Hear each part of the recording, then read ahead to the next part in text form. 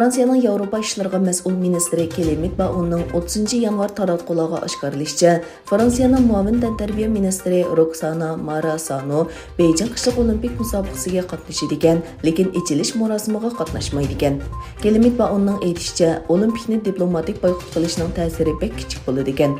Buning uchun boshqa texnik unumli tadbirlarni qo'llanishni qo'llaydigan.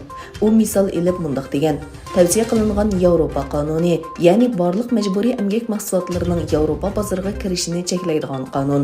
Bu qonun cho'qim Fransiya Yevropa ittifoqining navbatchi raisligini o'tayotgan mezgilda ovozga qo'yilishi kerak. Bu Xitoyga bevosita aytishning bir xil usuli. Biz qo'shal bo'lib qolmasdan, balki yana Uyg'urlarni majburiy emgakka selishga ruxsat qilgan savdo kanallarini to'xtata olamiz. Shimoliy Atlantik Ahdi Tashkilotining bosh kotibi Stoltenberg BBC televiziya kanaliga Ukraina Rossiya jiddiylik to'g'risida so'z qildi. Rossiya tajovuz qilsa Ukrainaga askar avatamdi yo'q degan savolga qarata Stoltenberg: bizning NATO urush qismlarini Ukrainaga o'rlashtirish planimiz yo'q. Biz yordam berishga tirishchanlik ko'rsatamiz dedi.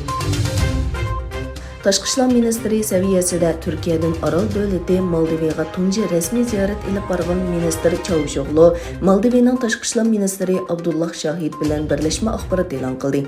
Ministr Çavuşoğlu mundaq dedi: biz bugun imzolagan kelishimlarning biri savdo va iqtisodiy hamkorlik munosabatlik.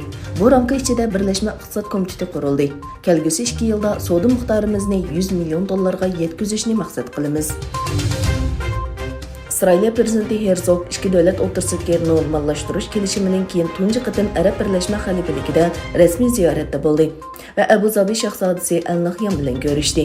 2 soatdan ortiq davomlashgan yig'inning beshida Herzog bin Zayedning Isroil bilan Arab Birlashma Xalifaligining munosabatini taraqqiy qildirishga qo'shgan to'kpisiga rahmat etdi.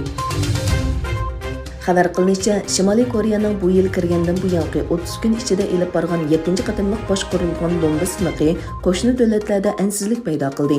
Koreya prezidenti o'rta musofirlik boshqarilgan bomba sinoqining elib berilganligini va Shimoliy 2017 yildan buyon tunji qatim bundaq boshqarilgan bombani sinoq qilganligini e'lon qildi. Yaponiya ichki kabinetining bosh kotibi Matsuno Hirokazu bu boshqarilgan bombaning 2000 kilometr egizlikda Yapon dengiziga qarab 800 kilometr masofaga etilganligini bildirdi. Sudanning harbiy hukumatga qarshi namoyishchilar bilan bexatarlik qismlari o'rtasida jiddiylik kuchaydi.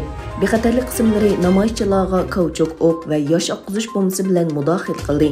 Yana bir namoyishchining o'lishi bilan umumiy qazo qiluvchilar 79 ga yetdi. 2021 yil 25 oktyabr Sudanda armiya hokimiyatini qo'lga olgandan buyon xalqning fuqaroviy hokimiyat talab qilish namoyishlari davomlashmoqda.